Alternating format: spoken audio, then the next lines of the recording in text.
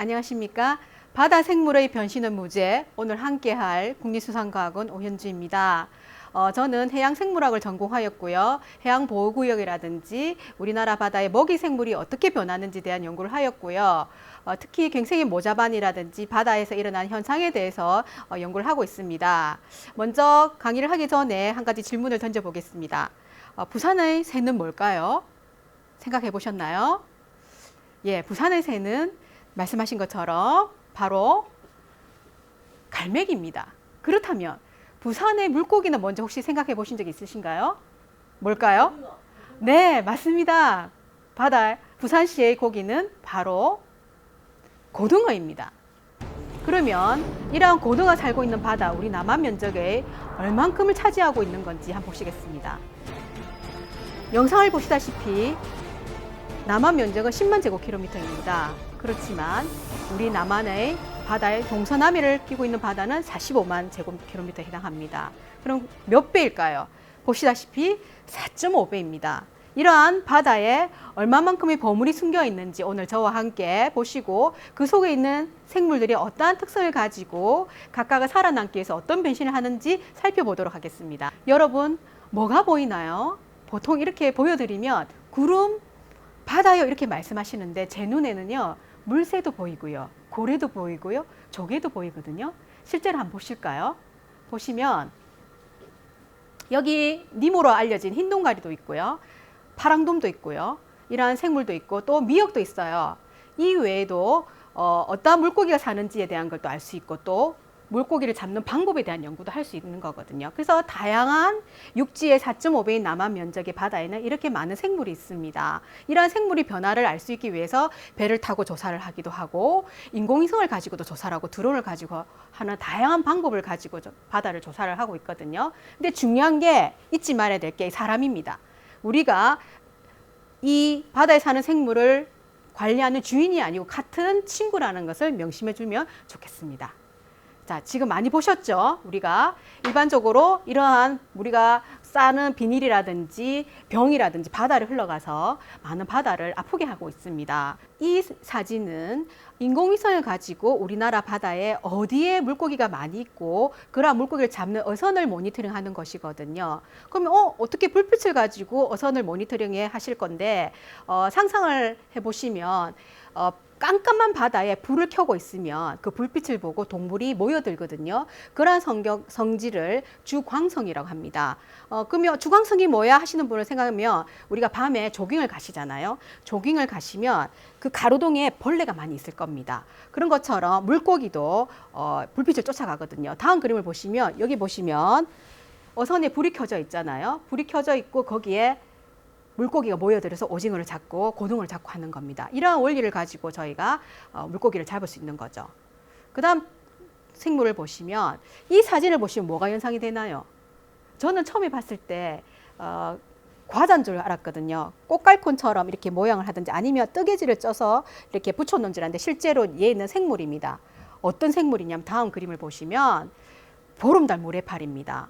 보름달 모래파리가 어떻게 저렇게 생겼어? 하실 건데 실제로 보면 이 해파리는 무성생식과 유성생식을 하고 있습니다. 환경이 좋지 않을 때는 딱딱하게 이제 죽은 것처럼 있다가 환경이 좋아지면 여기에 보면 스트로빌라라는 요 상태로 깨어나는 겁니다. 얘가 성장을 해서 메두사 타입인 해파리가 되는 겁니다. 이러한 특성을 가지고 있었으나 기 때문에 옛날에는 이게 같은 종인지 몰랐어요. 근데 이 생물은 상황에 따라서 변한다는 거를 기억하시면 될 것 같고요. 요거는 보시면 처음에 딱 봤을 때는 저는 이 물고기가 있는지 몰랐어요. 그런데 이 물고기가 아닌 것처럼 바위처럼 하고 있는 거죠. 육지의 카멜레온과 똑같이 환경에 따라서 색깔을 변하는데 우리가 보통 국민 생선이라고 알려져 있는 광어도 마찬가지거든요. 바닥의 모래 색깔에 따라서 채색을 변화시키는 그런 특성을 갖고 있습니다. 자, 이건 뭘까요? 그냥 봤을 때는 크다란 물고기 입같이 생기지 않았나요? 이건 바로 표층에 살고 있는 정어리라고 합니다. 정어리는 하나하나는 약하지만 이렇게 덩치가 크게 모여 있으면 큰 물고기에도 자신을 보호할 수 있기 때문에 무리를 지어 다니는데요. 실제로 수족관에서 보면 상어가 있는데도 불구하고 정어리가 겁나지 않고 이렇게 있거든요. 그래서 무리를 지어 다니는 특성을 가지고 있습니다. 요거는 뭘까요? 바로 빅벨 해마인데요. 이게 우리나라가 전 세계 두 번째로 인간이 만드는 걸 성공했습니다. 관상으로도 쓰고 있지만 실제적으로 이 빅벨 해마는 한약재로도 많이 쓰고 있답니다. 그래서 말린 한약재 1kg당 2만 원 정도 하가 아주 고부가가치라고 합니다. 그래서 빅벨 해마를 양식하는 분도 계시고요. 또 다른 해마를 보시겠습니다. 그냥 봤을 때는 해마로 보이지 않죠. 저는 처음에는 해조류인 줄 알았습니다. 근데 실제로 보니까 이 왕관 해마라고 하는 건데요. 어류입니다. 포유류가 아니고 어류. 그리고 또 특성이 요거는 뭐냐면 이제 가시 해마라는 겁니다. 가시 해마인데 실제로 이 해마의 특성은 수컷이 새끼를 낳는다고 하는데 수컷이 암컷이 수컷의 육아낭에 알을 놓으면 수컷이 새끼를 키워가지고 이제 낳게 되는 거죠. 그래서 물고기 중에서 부성애가 강한 것이 바로 해마이라고 합니다. 여기 나비고기입니다. 실제로 제가 화면을 크게 보이는데 원래는 이렇게 손바닥만한 사이즈인데요. 가격이 얼마 할까요? 보통 마트에 가서 담수 물고기를 보시면 보통 2,000원, 3,000원 하는데 얘는 손바닥만한 게 한 20만 원 정도 한다고 합니다. 이러한 것을 이제 해수 관상을 하는데 물론 바닷물 염도를 관리하기 위해서는 어렵지만 얘를 예쁘게 만들어내는 기술을 가지고 있다면 돈을 많이 벌 수가 있어요. 그래서 혹시나 친구 여러분 중에서 물고기 키우는 걸 잘하시는 친구 같은 경우에는 한번 도전해 볼 필요가 있을 것 같아요. 이제 맞춰봐라는 이 물고기는 뭔지 아십니까? 앞서 보신 흰동가리입니다. 색깔이 주황색이 아닌 노란색 흰동가리고요. 이 일반 흰동가리는 우리 바다에서 볼 수 있는 흰동가리인데 옆에 있는 흰 색깔 백작 흰동가리는 사람이 만든 겁니다. 해수관상어 시장을 이제 경제학적으로 보면 23조나 된다고 합니다. 그 중에서 이 생물이 차지하는 비중이 커요. 그래서 앞서 말씀드린 것처럼 물고기를 잘 키우는 친구들은 나만의 독특한 관상어를 만들 수 있거든요. 만드시면 좋을 것 같고요. 이것은 뭐냐면 푸른 바다 거북인데 등에 뭐 붙여져 있죠. 왜 붙여져 있을까요? 이것은 제주도에 올라온 그물에 걸린 푸른 바다 거북을 구해서 치료해서 놓아줄 때 위치가 어디로 가는지를 알아보기 위한 위치 추정 장치입니다. 왜 이것이 필요하다면 다음 기사를 보실 건데요. 옛날에는 제주도에 이 바다 거북이가 알을 낳았다고 한답니다. 근데 실질적으로 저희가 예상되는 곳에 CCTV를 달아서 보지만 찾을 수가 없었어요. 근데 자꾸 올라오니까 우리를 이제 보호해서 해주는데 그만큼 줄어들고 있는 바다 거북을 보호하기 위해서 저희가 간호하고 또 도와주면서 위치 추적 장치를 붙여서 저희가 어디로 이동하는지에 대한 연구도 하고 있습니다. 이것은 대구입니다. 대구가 어디로 이동하고 어떻게 산란하는지 알기 위해서 카메라를 장착해서 저희가 연구를 해봤습니다. 여러분 너무나 좋아하는 돌고래죠. 자, 그럼 한 가지 질문해 볼게요. 고래의 IQ가 얼마인지 아십니까? 그렇죠. 70에서 80 정도예요. 보통 인간으로 치면 4살이나 5살 정도라고 하는데요. 이 고래가 너무나 영리하고 또 인간이랑 아주 유사한 생활을 한다고 합니다. 할머니의 말씀을 잘 듣고 또 인간과 비슷하게 수컷 돌고래가 암컷 돌고래에게 선물도 하고요. 이런 것처럼 또 선사시대부터 우리 인간이랑 같이 생활하고 있죠. 실제로 이 영상을 보시면 야생에서 찍은 최초의 이타적 행동이라 하는데 한 마리가 지금 배가 보이잖아요. 고래는 배가 보인다는 것은 상태가 안 좋은 거예요. 왜냐하면 물고기는 항상 중력에 의해서 이렇게 이동하잖아요. 포류인 고래도 항상 뒤집어지지 않고 머리가 위로 둔 방향을 하는데 이 고래는 상태가 안 좋은가 봐요. 그런데 옆에 있는 친구들이 호흡을 하라고 고래는 30분에 최소한 1분씩은 호흡을 해야 살 수 있거든요. 이런 것처럼 서로 도와주니까 우리 인간인 우리도 고래보다 더 나은 인간이잖아요. 우리가. 그래서 주변에 힘든 친구가 있으면 같이 도와줄 수 있는 그런 마음을 가지자 하고 제가 이 영상을 보여드리는 겁니다. 고래는 물고기일까요? 아닙니다. 포유류입니다. 보시면 고래는 인간처럼 허파업을 하고요. 꼬리 지느러미를 가지고 특히나 뭐죠? 엄마가 아기를 젖을 먹어서 키우고 있는 거고요. 물고기는 마트에 가보시면 물고기를 고를 때 아가미를 보잖아요. 아가미로 호흡을 하는 그런 특성을 가지고 있어요.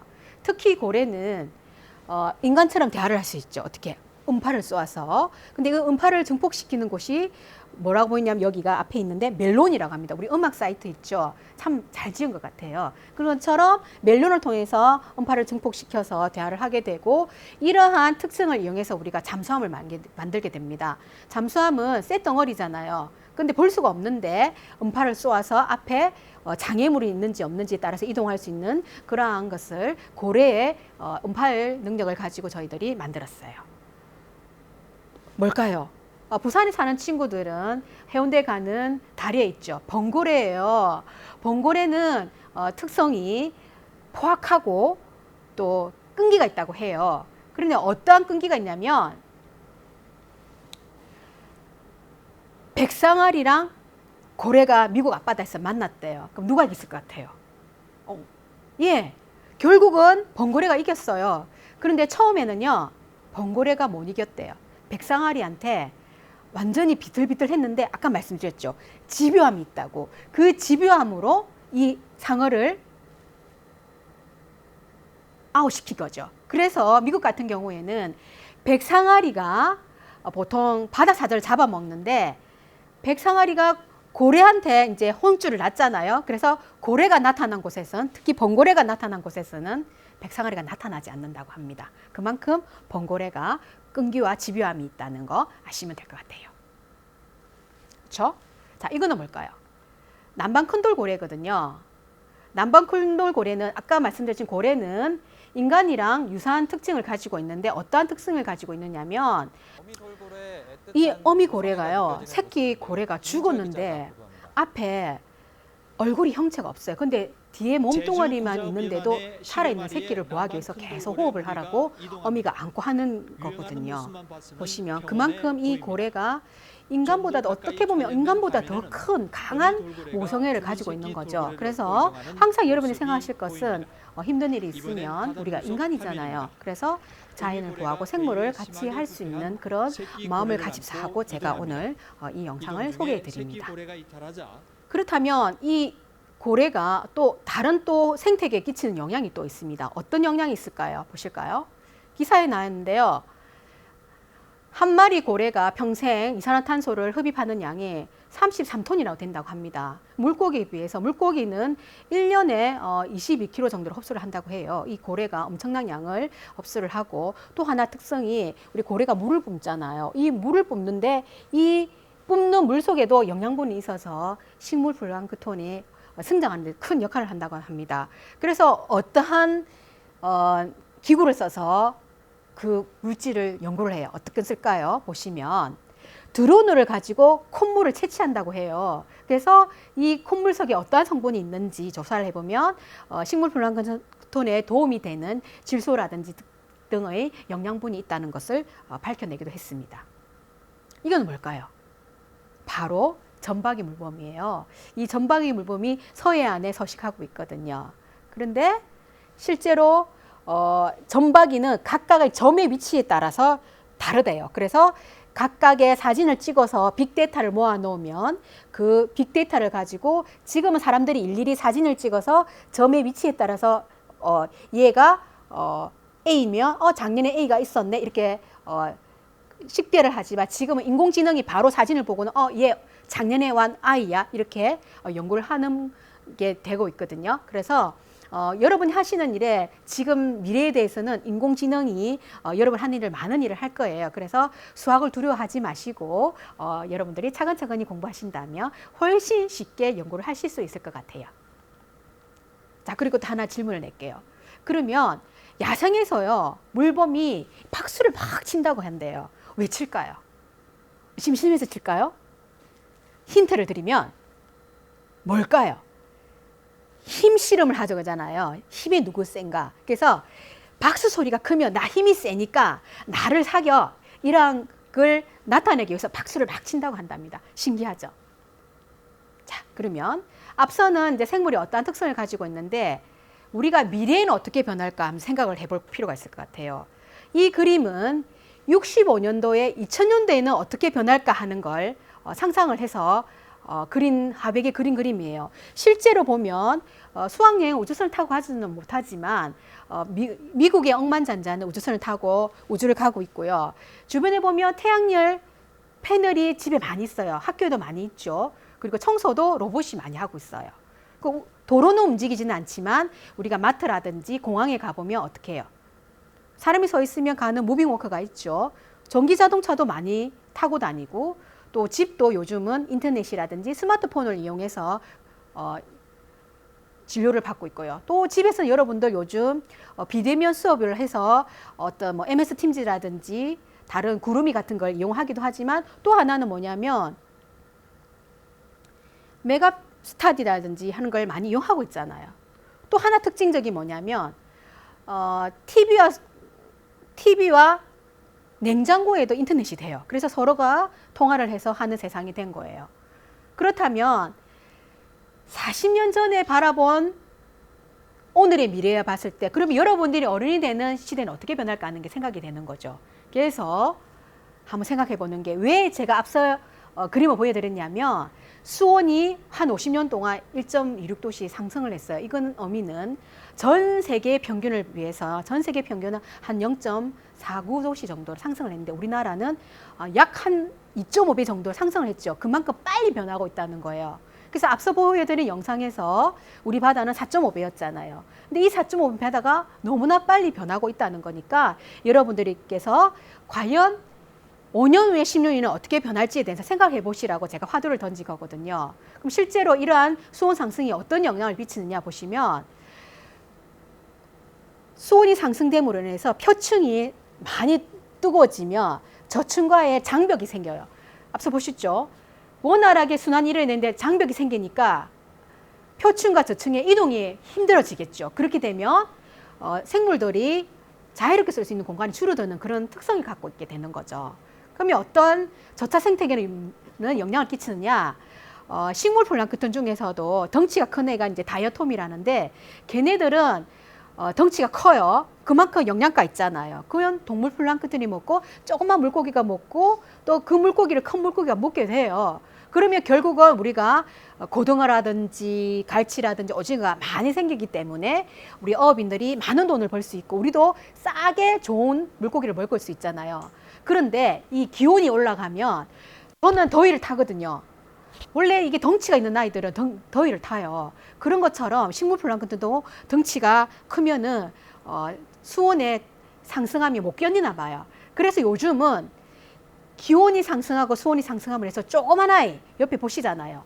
여기에 조그만 아이들이 많아져요. 조그만 아이는 아무리 많아도 영양이 부족하잖아요. 그렇기 때문에 그걸 먹는 플랑크톤과 물고기들이 작아지니까 실제적으로는 우리가 먹을 수 있는 고등어나 오징어 양이 줄어드는 거죠. 그래서 우리가 이렇게 변하는 바다에 대해서 이제 의식을 갖고 어떻게 준비를 해야 되는지 생각해 볼 필요가 있는 겁니다. 그래서 실제로 이제 이게 애니메이션은 잘 이해가 안 되니까 이런 고기가 있으면 작은 고기를 큰 고기가 잡아먹고요. 또 큰 고기가 잡아먹는 거죠. 이렇게 우리가 이제 푸드 웹이라고 하는데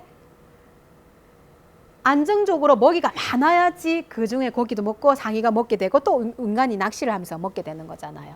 이런 것을 여러분들이 아시고 어떻게 바다가 변하는지에 대해서도 한번 생각해 보실 필요가 있을 것 같아요. 그럼 앞서 보셨다시피 동서남에서 수온 상승을 이제 봤어요. 50년간 봤을 때 동해안이 상승이 더 폭이 크고요. 그 다음에 서해 남해안이 이렇게 50년 동안 상승을 많이 하고 있어요. 이로 인해서 우리가 사가산지가 위로 올라갔다는 거 아시죠? 아시는 것처럼 실질적으로 참다랑어 라든지 물고기가 사는 게 위쪽으로 올라가서 많이 잡히고 있고 근데 실질적으로 또 보시면 우리가 먹는 물고기인데요. 귀상어라든지 보라문어, 노무라 이렇게 해파리, 참다랑어가 많이 살고 있어요. 근데 이 생물을 조심하셔야 될 것 같아요. 이게 파란선 문어라는 것인데요. 실제로는 이 사이즈를 보시면 요즘은 주먹만한 사이즈라고 합니다. 그런데 건들면 어떻게 변하는지 아십니까? 바로 이렇게 변합니다. 누가 이 같은 종이라고 생각하겠어요? 근데 실질적으로 얘는 낚시를 했을 때는 이렇게 나타나요. 파란선 문어라고 하는데 얘는 왜 조심하셔야 되냐면 크기는 크지 않는데 삶아 먹으면 안 되는 거예요. 왜냐? 보통 여러분 보고에 뭐가 들은지 아십니까? 테트로톡신이라는 독이 있어요. 그 독이 얘는 점백질까지 있는 거예요. 그래서 드시면 안 되니까 혹시나 낚시하시는 분이 주변에 계시면 절대로 이 파란선 문어를 드시지 말라고 여러분들께서 알려주시면 감사하겠어요. 실제적으로 지금 많이 올라오는데 많이 발견되는 이유가 두 가지라고 보시더라고요. 한 가지는 수온이 올라가면서 이 파란선 문어가 서식할 수 있는 조건이 호조건이 되었기 때문에 많이 또 나타나고, 또 하나는 이게 홍보가 많이 돼서 교육이 되니까 눈에 보이잖아요. 그러니까 많이 보고가 되는 것 같다고 하시더라고요. 다음 보실게요. 실제로 왜 무서우냐면 이분이 낚시를 하시다가 문어에 물리신 거예요. 근데 15시간 만에 깨어나셨대요.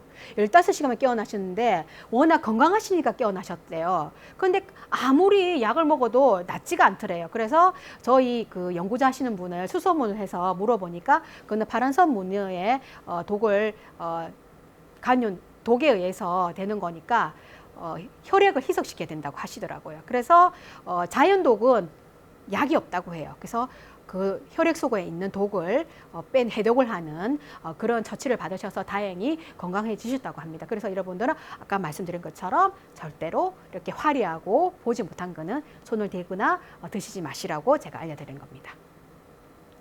근데 기온이 올라가면서 저런 독을 가진 생물도 많이 나타나지만 실제로 도움이 되는 것도 있습니다. 참다랑어는요, 저희 여러분들 좋아하시잖아요. 어디 여행을 가시면 참치를 드시는데 손이 따뜻해지니까 강원도까지 가서 잡히는 거예요.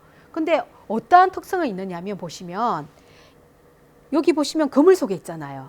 참다랑어가 많이 올라오니까 우리가 인간이 먹는 참다랑어를 키우기 위해서 지금 연구를 하고 있거든요. 실제로 어떻게 키우냐면 큰 그물 속에 지금 보이시는 게 참다랑어잖아요. 근데 이 참다랑어를 먹이기 위해서 이제 먹이주로 들어가는 장면인데 왜 이렇게 인간이 키우려고 하는가 보시면 실제로 이만큼 부가가치가 높은 겁니다. 올해 한 마리에 25개 낙찰됐대요.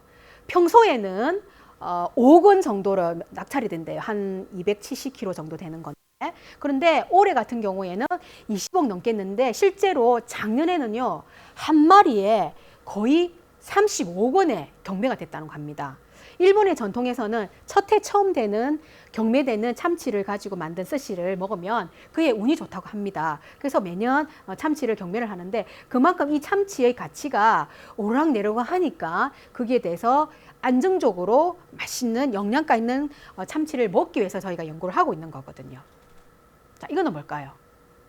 바로 홍어입니다. 또 이것은 노란 가오리라는 거거든요. 노란 가오리인데 이 노란 가오리를 가지고 또 다른 생각을 하신 분이 계세요. 우리가 생각했을 때는 먹는 것만 생각하시잖아요. 근데 실제로 보면 가오리 지느러미가 오염을 터는 것처럼 그 원리를 이용해서 오염 터는 기술을 또 개발을 하기도 하고요. 또 어떠한 상상력을 또 가지고 있느냐면 이 사진은 사하라 사막입니다. 이 사하라 사막에는 오아시스가 있어요. 보통 오아시스 하면 관광객이 낙타를 타고 관광객이 목이 마를 때 먹는 물을 먹을 수 있는 곳이고 또 쉴 수 있는 곳이라고 해요. 그런데 이 오아시스는 버려졌어요. 왜 버려졌을까요? 그 오아시스가 오염은 되지 않았지만 짭조름한 물이기 때문에 사람이 먹을 수 있는 물은 아니었어요. 그래서 버려졌는데 어느 날 창의력 있는 사람이 상상력을 발휘한 거예요. 물론 전제 조건이 있어요. 과학 기술이 있어야 되겠죠. 그래서 어떤 걸 만들기로 했느냐면 바로 이겁니다. 여러분이 좋아하는 뭐죠? 흰다리 새우입니다. 흰다리 새우인데 이 흰다리 새우를 지금 실제로 사하라 사막에 양식장을 키우고 있어요. 근데 보시면 양식장 안 같아요. 꼭 풀장 같죠. 근데 어떠한 기술을 넣었냐면 새우가 먹이를 먹어요. 먹으면 배설을 하게 되겠죠. 그 배설물을 쌓이면 이 물을 갈아줘야 되는데 사하라 사막에는 그렇게 물이 풍부하지 않아요. 그래서 그 물을 대신 그 배설물을 먹는 착한 미생물을 많이 넣은 거죠. 그래서 그 미생물이 배설물을 먹게 되면 물이 오염되지 않잖아요. 그래서 이 새우가 안정적으로 자랄 수 있는 환경이 조성되는 거죠. 그래서 버려진 물을 이용해서 새로운 걸 만들어 봐야지 하는 상상력과 과학기술이 있었기 때문에 이게 가능한 거거든요. 그래서 여러분들께서도 주변에 봤을 때 그냥 허투루 보지 마시고 저게 어떻게 새로운 부가가치가 만들어지지 않을까 하는 생각을 해보시면 좋을 것 같습니다. 다음 슬라이드 보실게요. 자, 그러면 이 세 가지 중에서 오징어예요. 그럼 어딜 끈까요? 첫 번째 거 살오징어, 두 번째 게 갈고리 흰 오징어, 마지막 게 한치거든요. 이 셋 중에 만든 거예요. 정답 아시는 분 계시죠? 바로 뭐예요? 바로 살오징어예요. 근데 살오징어인데 이 오징어는 먼 곳을 이동해서 하거든요. 그런데 우리나라 바다는 정해져 있어요.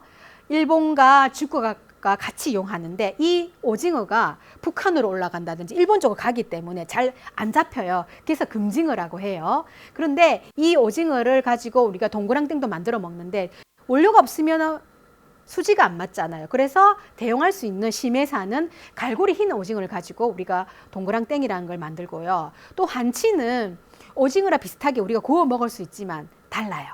왜냐? 아까 말씀드렸죠. 오징어는 이렇게 헤엄을 쳐서 근육이 달라요. 한치는 또 헤엄을 먼 곳까지는 못 가거든요. 그래서 항상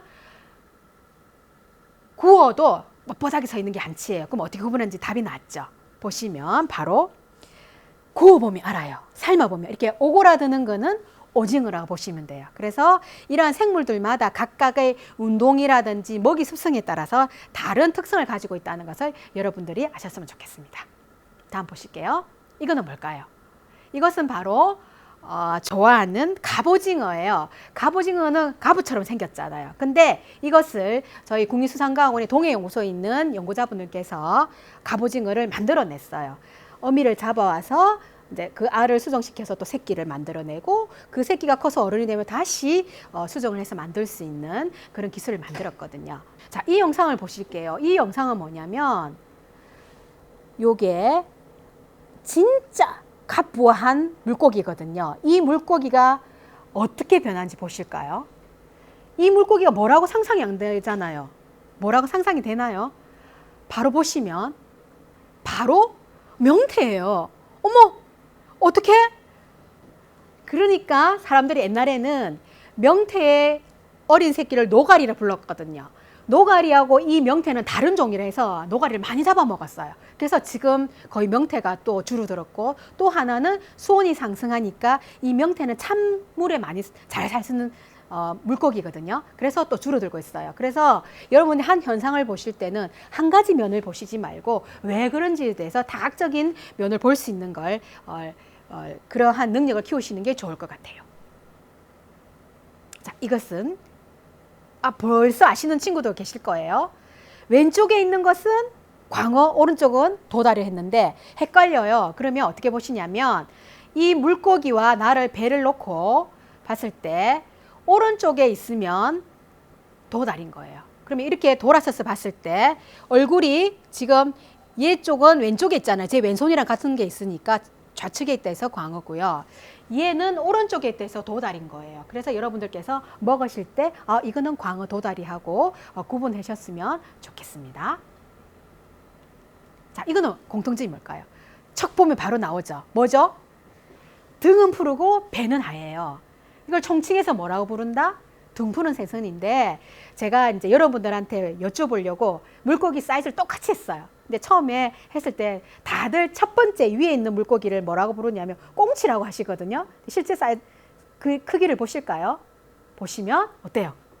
맨 위에 게 멸치예요. 멸치인데 고등어고 삼치, 참다랑어거든요. 근데 각각의 특징은 다르지만 등은 푸르고 배는 하얀, 자기를 보호하기 위해서 등은 푸르고 배는 하얗게 되어 있는 거거든요. 그래서 생물들은 자신이 살아가기 위해서 나름의 색깔을 변하고 행동을 달리한다는 걸 아시면 될 것 같습니다. 또 우리 아까 고등어가 부산의 시어였잖아요. 그러면 우리나라 바다에 사는 고등어와 노르웨이 사는 고등어 어떻게 되는지 아셔야 되겠죠. 보시면 어느 게 우리나라 것 같아요? 그렇죠. 위에 게 우리나라예요. 우리나라 거는 은은하면서도 예뻐요. 그런데 밑에 있는 것은 어때요? 노르웨이에서는 법무늬처럼 무섭게 생겼죠. 그래서 오늘 고등어를 구이를 드실 때 이게 우리나라 거다 아닐 거다 한번 구분해 보시면 좋겠습니다. 자, 이거는 뭘까요? 어떻게 번할 때는 친구들이 올챙이 알요 이렇게 하는 친구들 있더라고요. 근데 이것은 올챙이 알이 아니고 뭐죠? 바로 예예요. 이것도 보니까 헷갈리죠. 뭘까요? 요 각각의 흰 방울방울이 뭐냐면 산소 방울이 올라오는 거거든요. 이게 바로 뭐냐면 잘피예요. 잘피가 바다에 있는 식물이거든요. 보통 식물이 이제 종자로 번식을 하는데 이 식물이 종자가 이제 산수를 만들어내는 모습입니다. 그래서 여러분들께서 우리가 육지에 있는 식물을 봤을 때는 산소를 만들어내는 걸 못 보는데 바다 속에 있는 이 잘피를 보시면 산소를 만들어내는 것을 알 수 있습니다. 다음 그림 보실까요? 이것은 뭐냐면 괭생이 모자반이라는 갈조류인 해조류입니다. 자, 그러면 의문점이 생기죠. 갈조류와 해조류라 그랬죠. 그러면 앞에 잘피는 해초라고 했잖아요. 그러면 우리가 마트에서 보면 미역 같은 걸 초조림을 해서 해초라고 파는데 그러면 그게 해초일까요? 아닐까요? 해초가 아니에요. 뭐라고 불러야 되죠?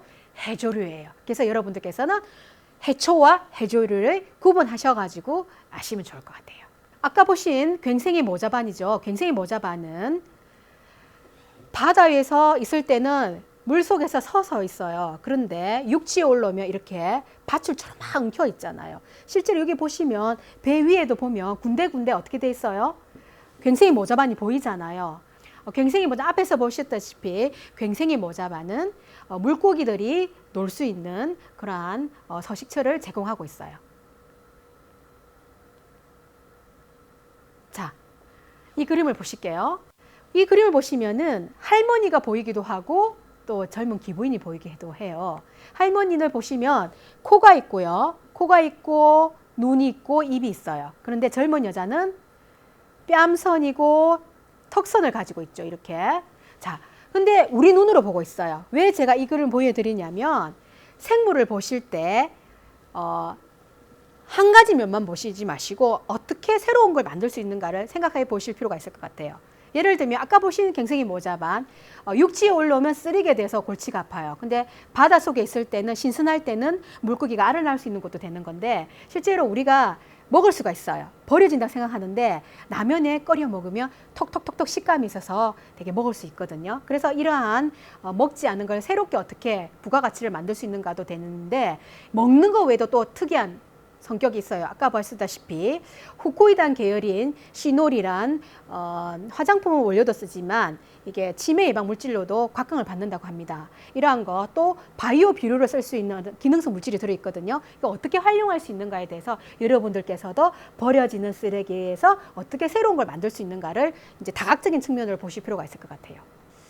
외국에서는 어떻게 이용하느냐면 아직 우리나라에서는 이제 연구 중인데 외국에서는 이미 이 괭생이 모자반을 가지고 벽돌을 만들고도 있고요. 또 하나는 신발까지도 만들고 있대요. 그래서 지금은 우리가 지하 자원이 많이 고갈되고 있잖아요. 그래서 진짜 바다가 블루오션이라 하거든요. 그래서 실제 우리나라에서도 이 해조류에 버려지는 부산물을 가지고 친환경 종이를 만드는 연구도 활발하게 이루어지고 있습니다. 그래서 여러분들께서도 버려지는 쓰레기에서 어떻게 새로운 것을 만들 수 있는가에 대한 창의력을 가지고 새롭게 시각으로 바라보셨으면 좋겠어요.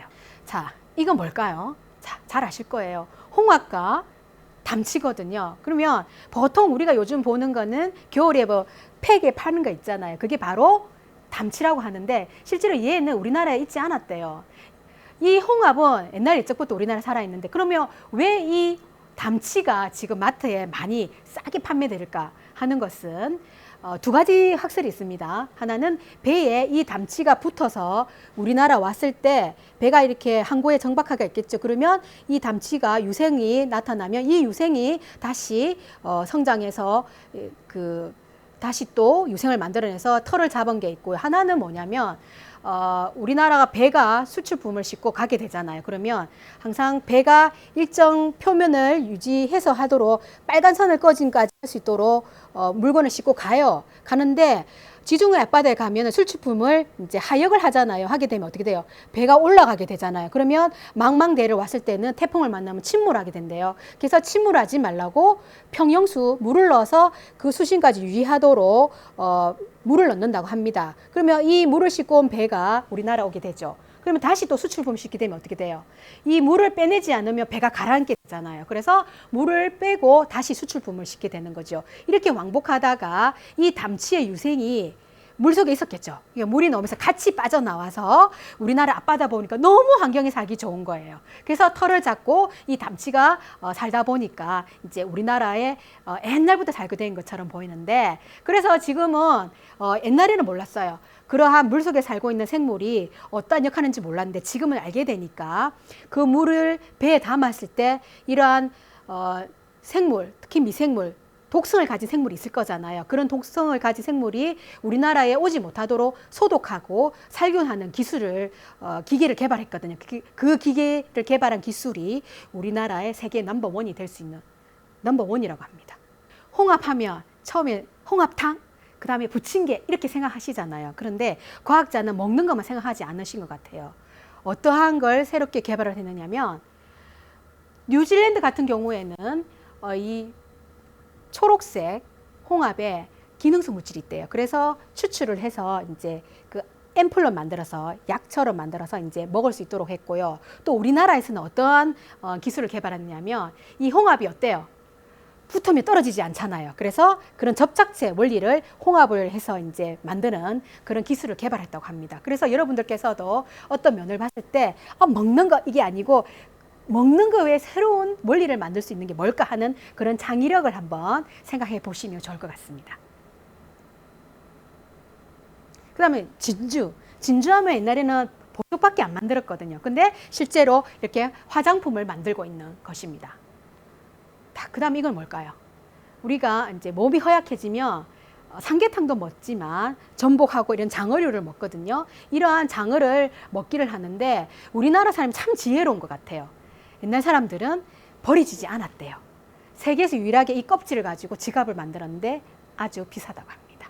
그래서 여러분들은 어떻게 하면 이 쓰레기를 새로운 게 만들 수 있는지, 이 생물을 어떻게 변질시킬 수 있는지에 대한 아이디어를 많이 만들어내면 좋겠습니다. 자, 이건 뭘까요? 이건 바로 노무라이키 해파리입니다. 이 노무라이키 해파리는 이 촉수 하나하나가 사람을 죽일 수 있는 독을 가지고 있어요. 근데 우리나라에 왔을 때는 한 1m에 직경되는데 일본에 가면 2m 정도가 된대요. 근데 사람을 생명을 해치긴 하지만 해파리는 90% 이상의 물을 가지고 있거든요. 그래서 이 물을 빼내면 우리가 즐겨 먹을 수 있는 뭐가 되죠? 해파리 냉채가 되기도 하고요. 이 해파리는요, 독을 안 빼도 먹을 수 있대요. 바로 샐러드처럼. 이름이 뭐냐면 숯불이 해파리라고 하는데 기수식 해파리라고, 이 할머니께서 지금 바로 잡은 양이 500만 원 정도로 된다고 해요. 그냥 바다에서 건짐으로 해서 이제 돈이 건져지는 거죠. 근데 이러한 특성을 가지고 이제 봤을 때 신안군에 가면 실제로 이렇게 수조에 판매를 한다고 합니다. 그래서 여러분들이 보셨을 때 해파리는 독을 가지고 있지만 또 먹을 수도 있어요. 그래서 어떻게 하면은 무소하는 생물이 아니라 이걸 인간이 활용할 수 있는가에 대한 연구를 하고 있거든요. 그래서 여러분들께서도 그러한 면을 보셨으면 좋겠습니다. 말씀드린 것처럼 새로운 해파리 냉채뿐만 아니고 양갱도 만들고 있고요. 그 다음에 이제 LG라고 이제 조류라고 하는데요. 식물 플랑크톤이죠. 그 다음 해조류도 들어가요. 산소를 만들어내고 영양분을 만들어내는 거거든요. 그러면 우리가 생일 때 먹는 미역에 알갱산 성분이 풍부하대요. 이 알갱산 성분을 추출해서 뭘 만들었느냐? 비누를 만들고 화장품을 만든 거예요. 그러면 이 알갱산이 어떤 역할을 하느냐? 세정작용을 해서 아토피라든지 여드름에 좋다고 해요. 그래서 저도 이제 처음에 이 비누가 뭐 대단할까 했는데 제가 한번 써보니까 진짜 피부가 좋아지더라고요. 그래서 역시 미역은 먹어도 좋고 또 그 먹는 해조류에서 새로운 물질을 만들어내서 또 만드는 것도 좋구나 해서 여러분들께서도 어떠한 새로운 물질을 만들 수 있는가에 대한 연구를 많이 해보시는 것도 좋을 것 같아요. 자, 이건 뭐죠? 여러분들이 잘 아는 누구예요? 스펀지밥이에요. 스펀지밥은 밥에서 나오는 뚱이잖아요. 바로 불가사리를 말씀드리고 싶어요. 불가사리는 해적생물로 알려져 있거든요. 그 물고기를 먹고 또 이 불가사리가요, 조개도 까먹는데요. 그만큼 무서운 건데 사람들이 해적생물로 보고 있지만 버려져요. 먹지 못하니까. 그런데 어떤 분이 발상을 전환했대요. 어떤 발상을 전환했냐면 이 불가사리에는 키틴질이 많아요. 그래서 이 키틴질을 가지고 뭘 만들었냐? 딱 보실까요? 바로 칼슘. 키틴질이 칼슘이 많잖아요. 칼슘을 만들어내고 화장품을 만들어낸 거예요. 그래서 여러분들께서도 새로운 걸 만들 수 있는 말랑말랑한 창의력을 만들었으면 좋겠습니다. 이건 뭘까요? 이것은 바로 여러분이 좋아하는 초코우유예요. 이 초코우유도요, 바다에 있는 이것이 들어가지 않으면 만들어지지 않는데요. 어떤 성분이냐면, 자, 제가 이거 산책하다가 찍은 거거든요. 뭐로 보이나요? 잘 모르시겠죠? 이게 바로 초코우유가 되고 푸딩이 되고 아이스크림 되게 하는 우뭇가사리입니다. 이 우뭇가사리는 크게 분류를 하면 홍조류라고 하는데, 이 홍조류에 바로 카라기닌 성분이 젤라틴화 시켜서 멀캉멀캉하게 만드는 거예요. 그래서 여러분들이 생각하는 그런 우리가 일상에서 먹는 거에서 바다에서 나지 않는 게 없다는 거 한 번 더 확인하고 가실게요. 자, 이것은 뭘까요? 자, 이건 뭐냐면 이제 유전공학인데, 보통 위에 보시면은 일반 우리가 실물에 봤을 때, 갔을 때 볼 수 있는 각시붕어예요. 근데 이 밑에 있는 거는 우리가 형광각시붕어라는데 시중에 보지 못하실 거예요. 왜 판매가 안 돼요? 하는 거는 뭐냐면, 이것은 산호의 형광을 내는 유전자를 이 각시붕어 유전자에 주입을 해서 만든 거예요. 근데 왜 시판이 안 되느냐면, 이 각시붕어가 우리가 예를 들어 상상을 해볼게요. 집에서 키우는데 힘들어서 이제 못 키우면 두 가지 선택을 하잖아요. 죽이든지 아니면 시냇물에 놓아주는데, 시냇물에 놓아줬을 때 이 형광각시붕어가 시냇물에 있는 각시붕어한테 반해서 결혼을 하게 되면 어떻게 될까요? 얘네들이 새로 알을 낳게 되겠죠. 그러면 그 아이가 성장하면서 이제 잘 살고 있어요. 거기까지만 된다면 문제가 없는데, 우리가 더우면 어디로 가요? 바다도 가지만 시냇물에도 가잖아요. 또 가면 우리가 뭘 해요? 낚시, 그물로 가지고 또 낚시를 하잖아요. 그러면 우리가 매운탕을 끓여 먹게 되는 거예요. 그러면 이게 이제 문제가 되는 게, 우리가 이제 돌아와서 아무 문제 없다고 생각을 하는데, 우리가 결혼을 해서 아이를 낳았을 때 그 아이가 몸이 형광인 아이가 나올 수 있는 거예요. 그래서 제가 여러분한테 이 연구에 대해서 말씀드리는 것은, 좋은 연구라도 윤리적이지 않고 도덕적이지 않으면 망하게 된다는 거예요. 그래서 항상 여러분들이 연구를 하더라도 인류에 도움이 되고 할 수 있는 걸 윤리적이고 도덕적인 측면을 항상 생각하시라고 제가 이 연구에 대해서 말씀드리거든요. 그래서 이 형광각시붕어는 현재까지는 시판되지 않고 있다는 거. 그래서 조만간 이 형광각시붕어가 생태계를 교란하지 않는 형광각시붕어를 만들어진다면 아마 우리가 집에서도 이 형광각시붕어를 즐길 수 있을 것 같습니다. 자, 거의 이제 마지막으로 왔는데, 이 사진을 아시나요? 자, 이 사진을 보면 제가 처음에 봤을 때 여기 있는 흰 옷을 입은 선수와 여기에 손을 들고 있는 선수를 봤을 때 누가 우승을 했을까 했을 때 저는 이 사람이 우승을 했을 거라고 생각을 했어요. 그런데 실제로 이 영상을 보시면 아니에요. 보실까요?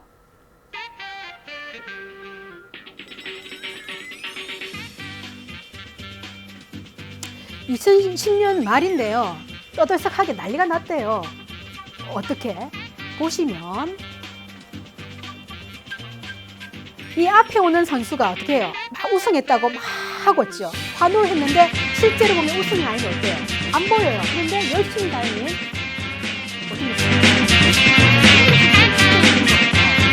제가 이것을 보여드린 이유는, 지금 내가 잘났다고 해서 막 신나고 할 필요 없는 거예요. 저 선수는 어떻게 돼요? 우승했다고 했는데 결국은 아니었죠. 그래서 세계에서 뭐라고 했어요?